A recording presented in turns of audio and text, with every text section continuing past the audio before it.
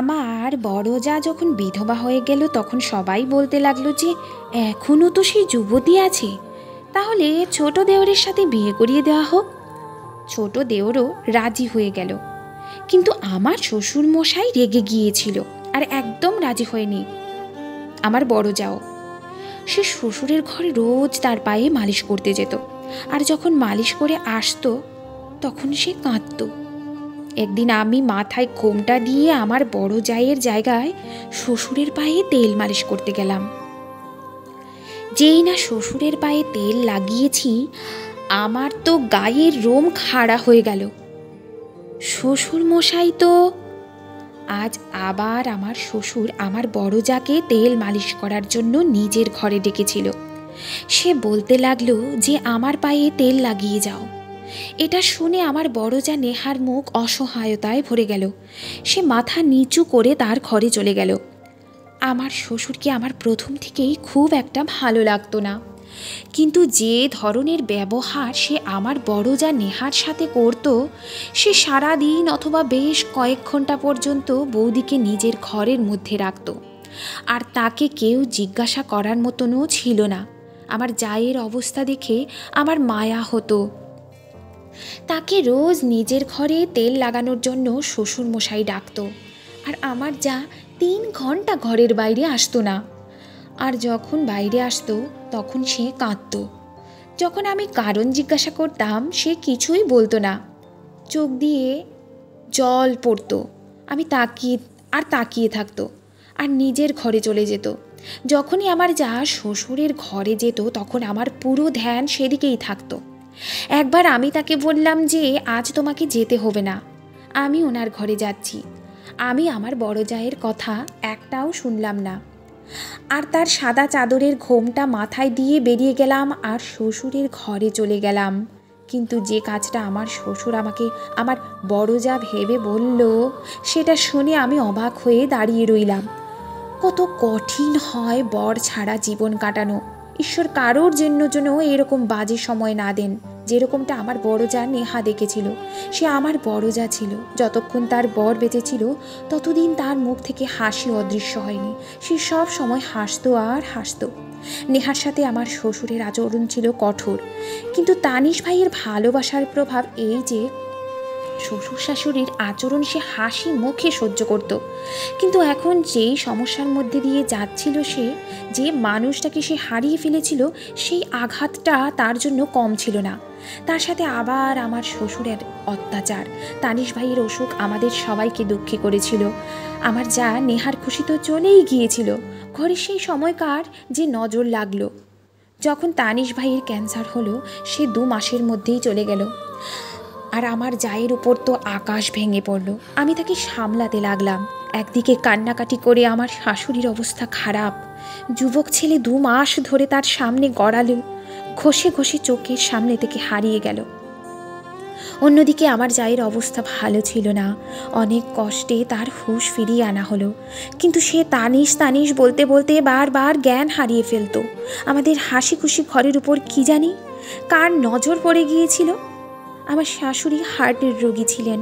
ছেলের চলে যাওয়ার সে সহ্য করতে পারেনি। আমার শাশুড়ি তানিশকে ভীষণ ভালোবাসতেন। তানিশের মৃত্যুর ঠিক 4 দিন পরেই সে নিজেই মারা গেল। আমাদের উপর যেন একের পর এক সমস্যার পাহাড় ভেঙে পড়ছিল। আমরা এই সমস্যার মধ্যে ভীষণ ভয় পেয়ে গেলাম। আমার জায়ের অবস্থা ভীষণ খারাপ ছিল। সে অঘরে বলতে থাকতো, তুমি আমাকে ছেড়ে যেও না, আমি কি করে তোমাকে ছাড়া বাঁচবো। আমি সেই ঘরে একমাত্র বউ ছিলাম যে সেই ঘরটাকে সামলে রেখেছিলাম, আর নেহা বৌদিকেও। আমার বরের 3টে ভাই ছিল। আমার বর সুরেশের থেকেও ছোট একটা ভাই ছিল, যার নাম মান্নু। সে আমার বরের থেকে মাত্র কয়েক বছরেরই ছোট ছিল, আর বয়সে আমার থেকে আর নেহার থেকে সে বড় ছিল, কেননা 3 ভাইয়ের মধ্যে মাত্র 1 বছর করেই তফাৎ ছিল। নেহা বৌদি আর আমার বিয়ে একসাথেই হয়েছিল। আমাদের বিয়ের মাত্র 2 বছর হয়েছিল। আমার তো একটা ছেলেও ছিল, কিন্তু আমার জায়ের কোনো বাচ্চা ছিল না। আর তার উপর এত বড় সমস্যা তার উপর ভেঙে পড়ল। তানিশ ভাই আর নেহা বৌদির বিয়ে হয়েছিল প্রেম করে, এজন্য তাদের মধ্যে ভালোবাসা অনেক বেশি ছিল। কিন্তু যে আঘাত নেহা বৌদি পেয়েছিল সেটা আরও বেশি ছিল। একদিকে নেহা বৌদি ছিল, অন্যদিকে আমার শ্বশুরের প্রথমে ছেলের দুঃখ আর তারপর বউয়ের আঘাত। আমি কখনো সব কিছুর দেখাশোনা করতাম, আর কখনো নেহা বৌদিকে সান্ত্বনা দেওয়ার চেষ্টা করতাম। সে বয়সে আমারই বয়সী ছিল, কিন্তু সে দেখতে ভীষণ সুন্দর ছিল। 1 মাসের মধ্যে সে একেবারে কমজোর হয়ে গেল, কিন্তু তারপর আস্তে আস্তে সব কিছু ঠিক হতে লাগলো। মানুষ কষ্টের সাথে বোধহয় আস্তে আস্তে বোঝাপড়া করে নেয়। নেহা বৌদিও এবার কিছুটা নিজেকে সামলাতে পারছিল, কিন্তু যখন তানিশ ভাইয়ের কথা মনে পড়ে তখনই সে আমাকে জড়িয়ে ধরে কাঁদতে থাকতো। আমি তাকে সান্ত্বনা দিতে লাগলাম, কিন্তু চোখ তো জলে আমারও ভরে যেত। এটা এমন একটা দুঃখ যে যেই মহিলার হয় একমাত্র সেই জানে যে এর ব্যথা কতটা। নেহা বৌদির কষ্টময় কান্নার শব্দ আমাকেও কখনো কখনো ছটফট করাতে বাধ্য করত। 5 বছরের ভালোবাসার পর তার বিয়ে হয়েছিল তানিশ ভাইয়ের সাথে। কেননা আমার শ্বশুরমশাই এই বিয়েতে রাজি ছিল না। সে বলতো যে এজন্য অন্য জাতের মেয়ে, এই জন্য আমার শ্বশুর সেই বাড়িতে বিয়ে দিতে রাজি ছিল না। কিন্তু তানিশ ভাই তার ভালোবাসায় ডুবে গিয়েছিল। সে নেহা বৌদির থেকে দূরে থাকতে পারতো না। আমি ওদেরই জাতের, সেই জন্য আমার বিয়ে আমার বরের সাথে হয়েছিল পরিবারের ইচ্ছায়। আর তানিশ ভাই তো জেদ করে নেহা বৌদিকে বিয়ে করেছিল। আমার শ্বশুর প্রথম থেকেই আমাকে ভীষণ সম্মান দিত, যেখানে নেহা বৌদিকে সব সময় সে ঘুরে ঘুরে তাকাতো। তার খাওয়ার মধ্যে সে খুঁত ধরত, আর তার মনে হতো যে নেহা হয়তো কখনো ঘর বসাবে না, সে তার ছেলেকে নিয়ে আলাদা হয়ে যাবে। কিন্তু নেহা বৌদি শ্বশুরের কড়া কথা শুনে কখনো কষ্ট পেত না। সে সব সময় হাসি মুখে থাকতো আর বলতো যে বাবা নিজে নিজেই ঠিক হয়ে যাবে। আমার শ্বশুরের ব্যবহার কখনো কখনো আমার সহ্যের ক্ষমতার বাইরে চলে যেত। আমি নেহা বৌদিকে বলতাম, ভালো তো, তোমায় তানিশ ভাইও বাসত, তাহলে বাবা শুধু তোমাকে কেন কথা শোনায়? কখনো কখনো নেহা বৌদির চুপ থাকায় আমি রেগে যেতাম, আর মনে মনে তার জন্য কষ্টও পেতাম। আমাকে নেহা বৌদি বলেছিল যে সে তানিশ ভাইকে বলতো, যদি তোমার পরিবার বিয়ের জন্য না মানে তো তুমি আমায় ভুলে যেও। কিন্তু তানিশ ভাই বলতো, আমি তোমাকে ছাড়া বাঁচব না, মরে যাব নেহা। যখন এই কথাগুলো নেহা বৌদির মনে পড়ে তখন সে যন্ত্রণায় কষ্ট পেয়ে কাঁদত আর বলতে থাকতো, তানিশ আমাকে মিথ্যা কথা বলে বিয়ে করেছে। সে বলতো যে তোমাকে ছাড়া আমি মরে যাব, কিন্তু সে আমার থাকা সত্ত্বেও বাঁচতে পারল না কেন? তার কথায় তার যন্ত্রণা আর তার ছটফট করে কাঁদা আমারও হৃদয়কে যন্ত্রণায় মুচড়ে দিত। আমি তাকে অনেক বোঝাতাম যে ভগবানের ইচ্ছার সামনে আমরা সবাই অসহায়। এরপর কিছু দিনের মধ্যে নেহা বৌদি নিজেকে সামলে নিয়েছিল। আমার শ্বশুর বৌদিকেই শুধু না, তার বাবার বাড়ির সবাইকেও হিংসা করত। বিয়ের পরেও সে তানিশ ভাইকে পরিষ্কার বারণ করে দিয়েছিল যে তোমার শ্বশুর বাড়ির লোকেদের আমার বাড়িতে আসার কোনো অধিকারই নেই, আমি অনুমতি দেব না।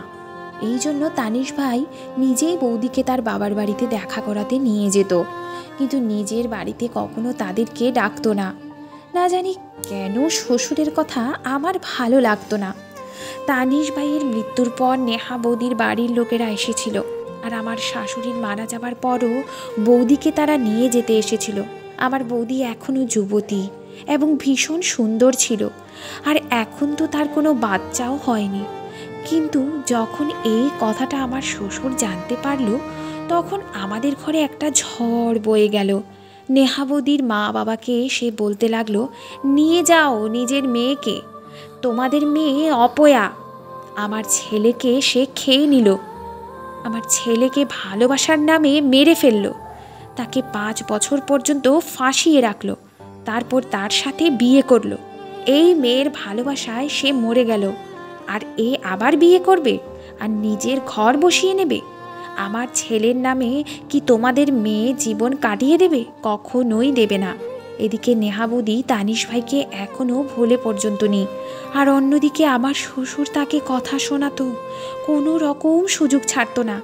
সে আমার শ্বশুরকে বলতে শুরু করে যে সে এখনও তার স্বামীকে ভালোবাসে, সে কীভাবে এই বিষয়ে তাদের আশ্বস্ত করতে পারে।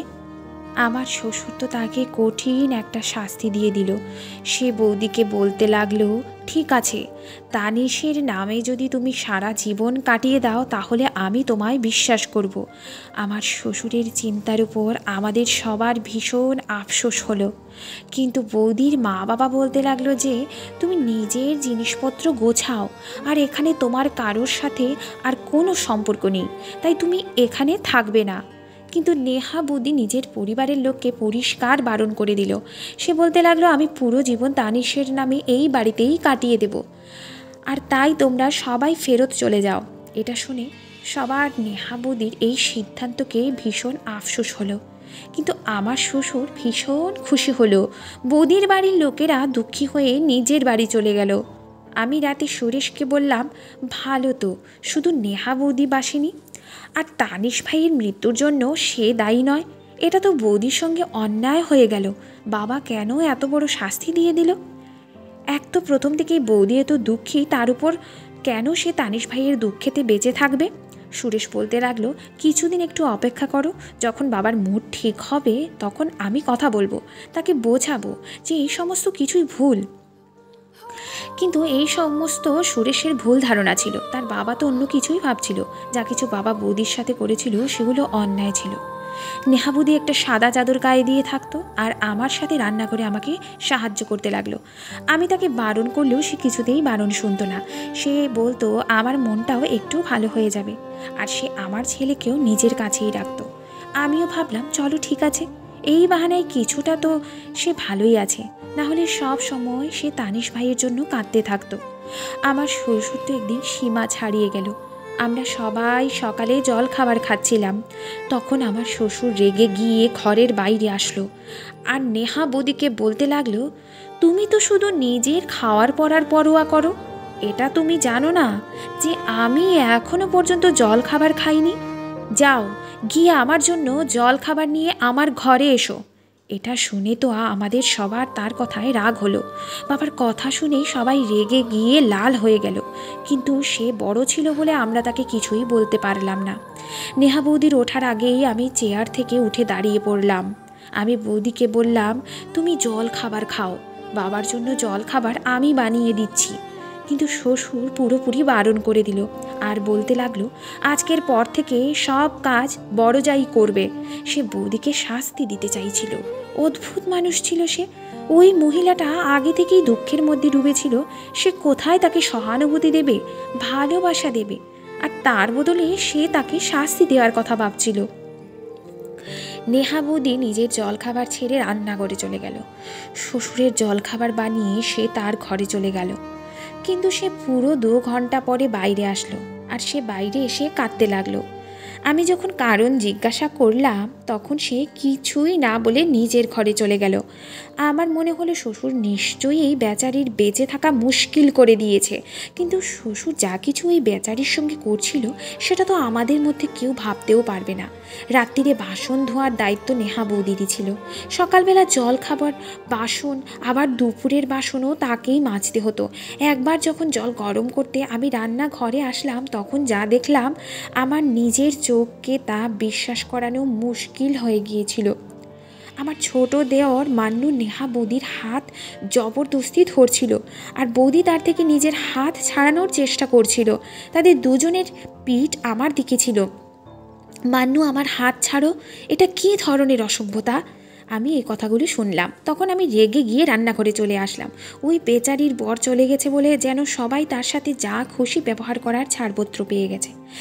একদিকে শ্বশুর যে কিনা যখন খুশি তখন বৌদির উপর চেঁচাতে থাকতো, আর এদিকে আমার নিজের দেওর, সেও এরকম ব্যবহার করছে। কিন্তু যেই মাত্র আমি বৌদির হাত দেখলাম আমার রাগ আরও বেড়ে গেল। বৌদির হাত থেকে রক্ত বের হচ্ছিল, আর সামনে একটা কাঁচের গ্লাস ভেঙে পড়েছিল। আর মান্নু তাকে এটাই বলছিল যে এতটা গভীরভাবে হাতটা কেটে গেছে। সে তার কাটা হাতে ব্যান্ডেজ করে দিতে চায়, কিন্তু বৌদি তাতে মানা করছে। আমাকে দেখে বৌদি কিছুটা ঘাবড়ে গেল, কিন্তু সাধারণভাবে মান্নু দাঁড়িয়েছিল আর সে আমাকে বলতে লাগলো, দেখো না বৌদি, এনার তো শুধু কাজ নিয়েই চিন্তা, নিজের চিন্তা একটুও নেই। হাত থেকে রক্ত বেরোচ্ছে, এত গভীরভাবে কেটে গেছে, আর ইনি বলেন যে এখন বাসন ধোয়ার জন্য চিন্তা করছেন। মান্নু খুব বুদ্ধিমত্তার সঙ্গে কথা বলতে লাগলো। মান্নু আমার আর নেহা বৌদির চেয়ে বড় ছিল, কিন্তু সেই ছেলের মধ্যে সম্মান করার গুণটাই ছিল, গুণটা ঠিকই ছিল। ওকে কখনো কোনো অন্যায় করতে দেখিনি। আমি নেহা বৌদিকে বললাম, কেন তুমি নিজের উপর অত্যাচার করছো? কেন তুমি নিজের যত্ন নাও না? আমি তার হাতে ব্যান্ডেজ বেঁধে দিলাম, কিন্তু আমি খেয়াল করলাম যে মান্নু তার একটু বেশিই খেয়াল রাখছিল। কিন্তু সেই ব্যাপারটায় বৌদি একটু লজ্জা পেত। যেখানে মান্নু থাকতো সেখান থেকে সে চলে যেত। মান্নুর নজর আমার ঠিক লাগছিল না। প্রথমে তো সে সব সময় মাথা নিচু করে চলতো, কিন্তু এখন তো সে বৌদিকে দেখতে লাগলো। কখনো আমার মনে হয় যে বৌদির উচিত ছিল তার মা বাবার সাথে চলে যাওয়া, আর কখনো আমার মনে হয় যে মান্নুর ব্যাপারে আমি একটু ভুল ভাবছি। কিন্তু একদিন আমার চোখ যা কিছু দেখলো তা আমাকে সন্দেহের মধ্যে ফেলে দিল। একদিন সকালবেলা আমি তাড়াতাড়ি উঠে পড়েছিলাম, আর নেহা বৌদি ঘরের উঠোনের সমস্ত গাছপালায় জল দিচ্ছিল। তার বাগানের অনেক শখ ছিল। একসময় তানিশ ভাই বিভিন্ন রকমের ফুলের গাছ এনে দিত, আর আমাদের উঠোন ফুলের বাগানে সেজে উঠেছিল। আমি বৌদির সাথে মিলেমিশে জল খাবার বানাই, আর বৌদির সাথে অনেক কথা বলি। না হলে তো সারাদিন আমার শ্বশুর তাকে বিরক্ত করে মারে। কয়েক ঘন্টা ধরে সে বৌদিকে নিজের কাছে বসিয়ে রাখত। আমি একদিন যেই বাইরে আসলাম, সামনে উঠোনের উপর নজর পড়ল। তখন আমার হৃদয়ে খুব জোরে ধাক্কা লাগলো। নেহা বৌদি মান্নুর মুখে খুব জোরে একটা থাপ্পড় মারল। তারপর তাকে বলতে লাগলো, তোমার লজ্জা করে না আমাকে এই সমস্ত বলতে? আমি তোমার দাদার বউ হই, এক্ষুনি চলে যাও আমার চোখের সামনে থেকে। বৌদি ভীষণ রাগের মধ্যে ছিল। মান্নু নিচের দিকে তাকিয়ে তার সামনেই দাঁড়িয়ে রইল। আমি একটু পেছনে গিয়ে সরে গেলাম আর লুকিয়ে গেলাম, কারণ দুজনেরই নজর আমার উপর পড়েনি। আমি ভাবলাম যে আমারই সন্দেহ ঠিকই ছিল, মান্নুর নজর বৌদির উপরে ঠিক ছিল না। কিন্তু যখন আমি মান্নুর কথা শুনলাম তখন সেটা আমার অনেক বেশি ভালো লাগলো। সে বলতে লাগলো, আমি তোমার সাথে তো কোনো রকম বাজে কিছু করিনি নেহা। মান্নু তাকে প্রথমে বৌদি বলতো, কখনো এরকম নাম ধরে রাখতো না। তার মুখে নিজের নাম শুনে বৌদি রেগে গেল আর বলল, চুপ করো। আর বলতে লাগলো, মান্নু আমাকে তুমি বৌদি বলবে, আর খবরদার আমার নাম ধরে যদি আমাকে ডেকেছো। নেহা বৌদির চোখ তো রাগেতে লাল হয়ে গিয়েছিল। মান্নু বলতে লাগলো, তুমি আমার বৌদি তখনই ছিলে যখন তানিশ ভাই বেঁচে ছিল, আর তোমাকে সব সময় সম্মানের নজরেই দেখেছি, আর আজও শুধুমাত্র সম্মানের নজরেই দেখি। তোমাকে এই অবস্থায় দেখে আমার খুব দুঃখ হয়। আমার বিবেক আমায় দংশন করে। তানিশ ভাইয়ের জীবনে আমি তোমাকে সব সময় হাসতে দেখেছি, আনন্দ করতে দেখেছি। এই জন্য আমি চাই তুমি তোমার আগের জীবনেও এরকম হাসতে থাকো, আর হাসতে হাসতেই কাটিয়ে দাও। আর এটা তোমার অধিকার, কিন্তু তুমি সেটা বোঝার জন্য রাজিই নয়। তোমার সাথে তো কত কথা বলায় সময় নষ্ট করা। আমি অবশ্যই তোমার পরিবারের সাথে কথা বলবো। নেহা, আমি তোমাকে বিয়ে করতে চাই, আর তোমার বাঁচার সম্পূর্ণ অধিকার রয়েছে। এটা বলে মান্নু ওখান থেকে চলে গেল। আমার মান্নুর এই সিদ্ধান্ত ঠিক মনে হয়েছিল। নেহা বৌদি সেখানে দাঁড়িয়ে ফুপিয়ে ফুপিয়ে কাঁদতে লাগলো, আর তানিশ ভাইকে মনে করতে লাগলো, আর বলতে লাগলো, তানিশ, তুমি আমাকে কেন ছেড়ে চলে গেলে? তুমি যখন ছিলে তখন সবাই আমাকে সম্মান দিত, কিন্তু তুমি এখন তো নেই, তাই সবার নজর বদলে গেছে আমার প্রতি। তুমি তো সারা জীবন আমার সাথে থাকার কথা দিয়েছিলে, তাহলে তুমি একা কেন চলে গেলে? আমাকেও নিজের সাথে কেন নিয়ে গেলে না? বৌদি কাঁদতে কাঁদতে এই কথাগুলো বলছিল, আর আমি তার পাশে এসে দাঁড়ালাম। আমি সব কথাই জানতাম, কিন্তু আমি এমন ভান করলাম যেন আমি কিছুই জানি না। আমাকে দেখে সে নিজের চোখের জল মুছতে লাগলো, আর আমি তার কাদার কারণ জিজ্ঞাসা করতে সে বলতে লাগলো, কিছু না, আমি আমার বাজে ভাগ্যের উপর কাঁদছি। এটা বলে সে ঘরে চলে গেল। যখন এই কথাটা আমি আমার বরকে বললাম, সে শুনে খুশি হয়ে গেল। সে বলল, মান্নুর এই সিদ্ধান্ত তো খুব ভালো, আর আমার মনে হয় বাবাও এই ব্যাপারটায় আপত্তি করবে না। আমিও নেহা বৌদিকে মান্নুর জন্য রাজি করিয়ে নিয়েছিলাম, যখন কিনা সে রাজি হতে চাইছিল না। সে বলছিল যে তানিশের জায়গা আমি কাউকে দিতে পারবো না, তার উপর বাবা তো আমাকেই উল্টোপাল্টা বলতে থাকে। কিন্তু আমি তাকে বললাম, তুমি সব কিছু আমাদের উপর ছেড়ে দাও, ব্যাস তুমি শুধু বারণ করো না। আমাকে সে বলতে লাগলো, আমি বুঝতে পারছি না যে আমি কি করব আর কি করব না।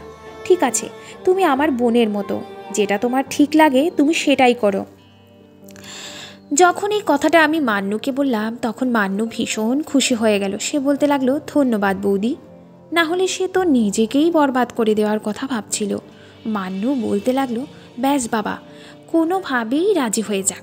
কিন্তু আমরা কেউ জানতাম না যে সে এমন একটা কথা বলে দেবে যেটা শুনে আমাদের হোশ উড়ে যাবে।